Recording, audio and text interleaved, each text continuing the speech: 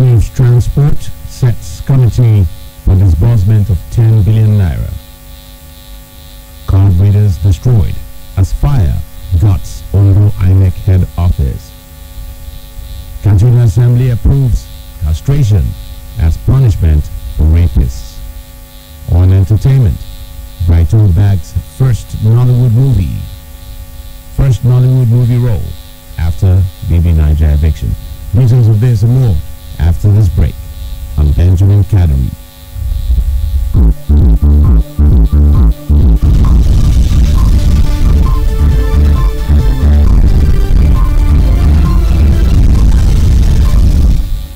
Now the news in detail. The senior special advisor to the President Muhammadu Buhari on media and publicity, Garba Shehu, has said the move by the President to suspend the giving of foreign exchange for food and fertilizer imports is an action born out of patriotism. The presidential spokesman said the president's motive stems purely from devotion in the best interest of the country. The senior special assistant to the president said Nigerians must give consideration for the fact that the president's directive to the CBN is driven by nothing other than a patriotic motive. Addressing those who hold the view that Buhari's directive is overreaching, Shehu said he is not sure there is anywhere in the world that the central bank is so independent that it will operate as foreign ownership. In his quest to boost agriculture in the country, President Buhari on Thursday directed the Central Bank of Nigeria (CBN) not to give foreign exchange for food and fertilizer imports, a move which some have frowned at, arguing that the CBN's policies should not be imposed by a political authority. The Ministry of Transportation has constituted a committee to draw up guidelines for the disbursement of the 10 billion naira federal government palliative fund for road transport operators and workers. Minister of State Transportation, Senator Bimishola Saraki, disclosed this when she received the President of the National Union Road Transport Workers, NURTW, Professor Tajuddin Ibikunle Lawal, in her office in Abuja. The minister said members of the committee are drawn from the Ministry of Transportation and all other relevant stakeholders in the transportation sector. She urged the unions to interface towards having one recognized body that the ministry can deal with so that the funds can be disposed as soon as possible. A United Kingdom court on Thursday ordered the British Virgin Islands firm Process and Industrial Development to pay £1.5 million to Nigeria within 21 days. According to a statement by Dr. Umar Gwandu, the spokesperson for the Attorney General of the Federation and Minister of Justice, Abubakar Malami, the UK court ordered P&ID to pay the money to Nigeria to cover the legal costs incurred by the federal government in successfully obtaining the court's permission for an extension of time to challenge the $10 billion arbitral award the company obtained against Nigeria. The hearing Friday was held to decide procedural and cost issues relating to the FRN's applications to challenge the arbitration award and to determine the short-term directions on trial. The case management conference to determine the full trial window is scheduled to take place after November 2020. Over 5,000 smart card readers are said to have been destroyed in a fire that engulfed the head office of the Independent National Electoral Commission (INEC) in Akure on Thursday. Confirming this on Friday, the resident electoral commissioner (REC) of INEC in the state, Rufus Akinju, told newsmen that the inferno started at about 7:30 p.m. after the office had been closed for the day. According to him, 5,141 smart card readers were destroyed in the fire. Akinju stressed that things could have been worse had it not been for the timely intervention of the men of the Ondo State Fire Service, Federal Fire Service, and fire service officials from Ilesha, Osun State. At the time of reporting, the actual cause of the fire is yet unknown, but the REC assured that appropriate agencies are already investigating the incident. The commissioner also said the incident will not affect the coming election in the state, stressing the necessary arrangements are being put in place to replace the burnt materials. The fire outbreak on Thursday comes only a few weeks to the October 10th local governorship election in the state. INEC Commissioner in charge of Information and Voters Education, Festus Okoye, told journalists at the scene of the incident that the fire affected the Information and Communication Technology section of the Commission. KFM News continues right after this break. Stay with us.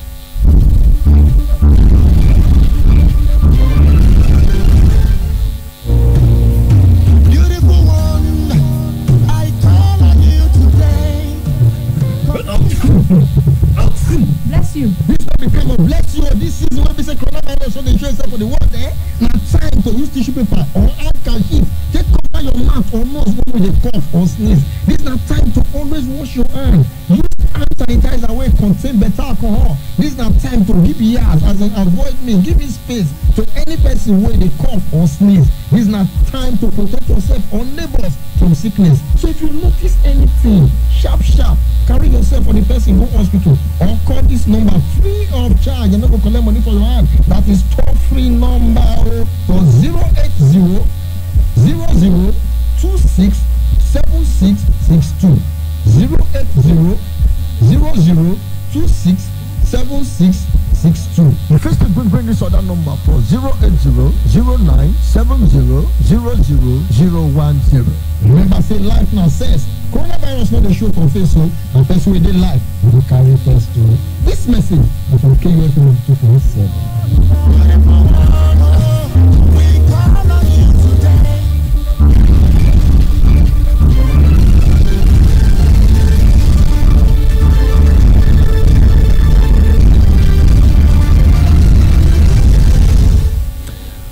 Welcome back. Still in the news.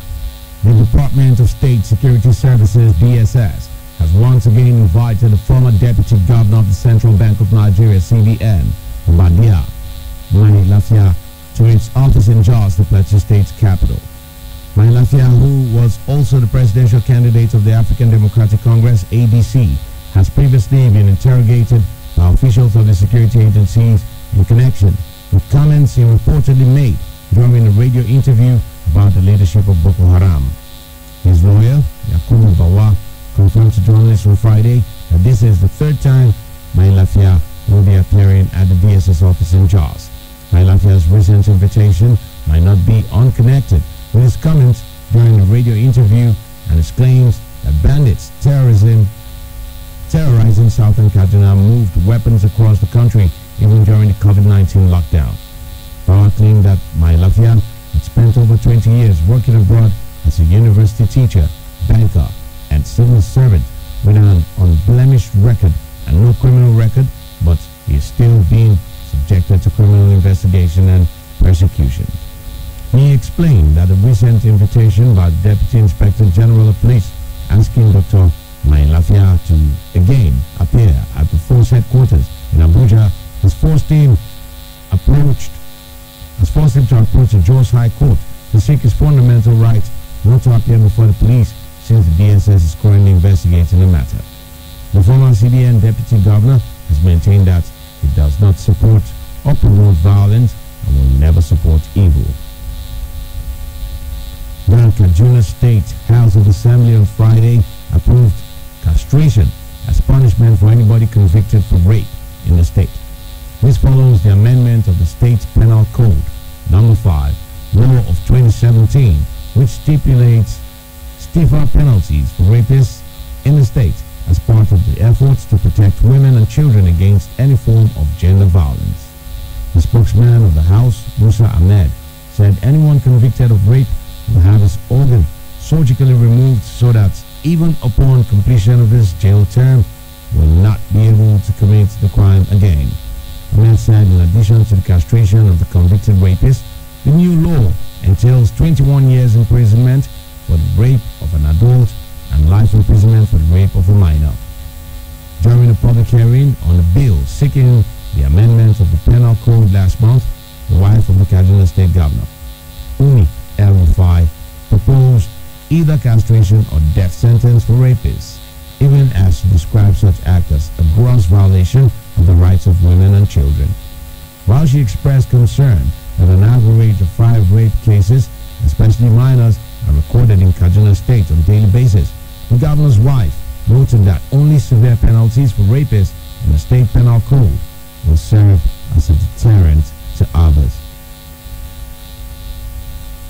A man has been arrested at the Lagos airport with 2,886 automated teller machine ATM cards just before his flight to Dubai, the United Arab Emirates, took off.